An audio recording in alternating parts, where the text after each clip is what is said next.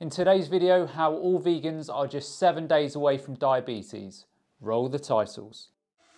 For the record, I'm done trying to make y'all comfortable. For the record, you ain't trying to grow, then it's done for you. Hey everyone, it's good to see you again. If you haven't met before, then hi, I'm Goji Man. I'm a qualified nutritionist and soon to be PhD student. I do vegan health and nutrition videos as often as I can, which answer your health questions under the hashtag AskGojiMan. So if you have a question for me, then hashtag AskGojiMan in the comments below, or alternatively send your video questions through to contacts@gojimannutrition.com. As always, just a quick reminder that I'm now offering the SIBO organic acid stool tests and consults via my website. So if you have any health or digestive problems, then consider taking these tests, as they will provide a lot of very detailed information upon which you can start making informed decisions and then start getting your health back on track. And on that bombshell, to the video. Now, we all know that we're supposed to get a good 7 to 9 hours sleep every night, and we all know that a lack of sleep can cause things like lack of alertness, impaired memory, anxiety, and even depression. But there is some incredible research that now exists that I think vegans need to pay particular attention to if they want to avoid running into diabetes and pre-diabetes problems. Now, I will delve into the studies very shortly, but first I want to give you a bit of background information as to where the research initially come from. Now, scientists know that a lack of sleep can have severe impacts on the energy intake and energy expenditure systems in your body. And this should be no real surprise to anyone. Sleep obviously enables your body to repair, rebuild, and rest. So if you think about sleep like a weighing scale, with energy intake on one side and energy expenditure on the other side, then the lack of sleep can decimate this balancing act. Now, over the last 30 years, there has been a frenzy of research on the impacts of the lack of sleep on blood sugar levels,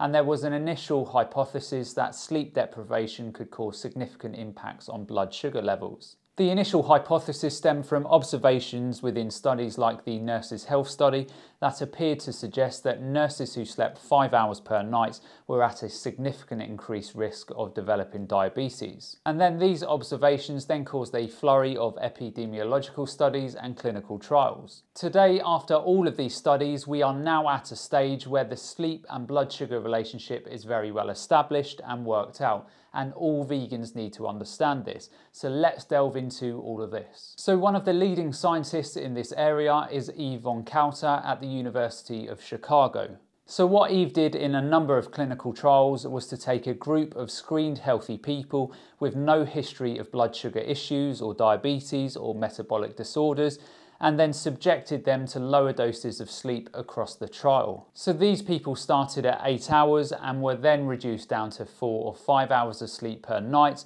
all while measuring the sugar responses in their body. It is also important to note that there were no dietary changes at all during the trial. The researchers were only interested in seeing what sleep deprivation did to blood sugar levels. Now, unbelievably, what these clinical trials showed was that in just 7 days of sleep deprivation, you could turn a healthy person with no blood sugar issues into a pre-diabetic just by reducing sleep. Now, the way the scientists measured this was using a glucose tolerance test where the patients drank a sugary drink, and then over the next 4 hours their bloods were measured to see how effective their bodies were at dealing with glucose in their blood. So you can think about this if you eat a nice lentil curry. You will get an initial blood sugar spike, and then you want to see that spike dissipate fairly quickly. You don't want to see your blood sugar levels high for hours on end. So if you are nice and healthy, your body will deal with that increase in glucose and bring it down very quickly. And the way that your body deals with that glucose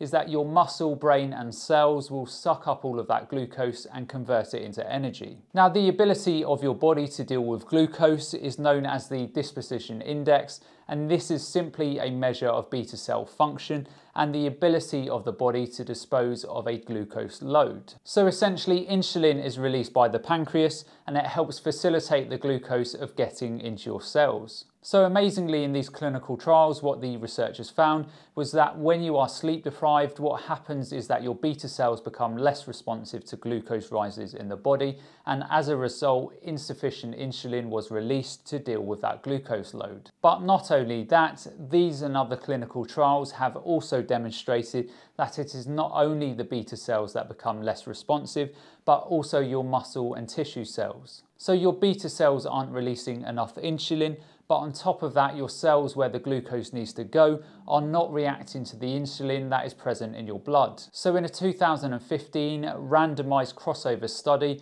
also in which Eve von Kauter was involved, they found that we observed an approximate 30% reduction of cellular insulin sensitivity in adipocytes from subcutaneous fat samples collected in healthy young lean adults after 4 nights of sleep restriction, compared with 4 nights of normal sleep in a randomized crossover study. To our knowledge, this finding identifies for the first time a molecular mechanism that may be involved in the reduction in total body insulin sensitivity consistently observed in multiple laboratory studies of partial sleep deprivation in healthy adults 11 to 17, as well as in the participants of our study. So what this simply means is that if you are chronically sleep deprived, then you run the very real risk of not producing enough insulin and therefore not dealing with glucose adequately in the body. As a result, even healthy people can develop pre-diabetes or type 2 diabetes very quickly. So please, please, please ensure that you are all getting sufficient sleep. So that's the end of today's video. I hope you all enjoyed, and as always, remember to look after your body because it's the only place you have to live.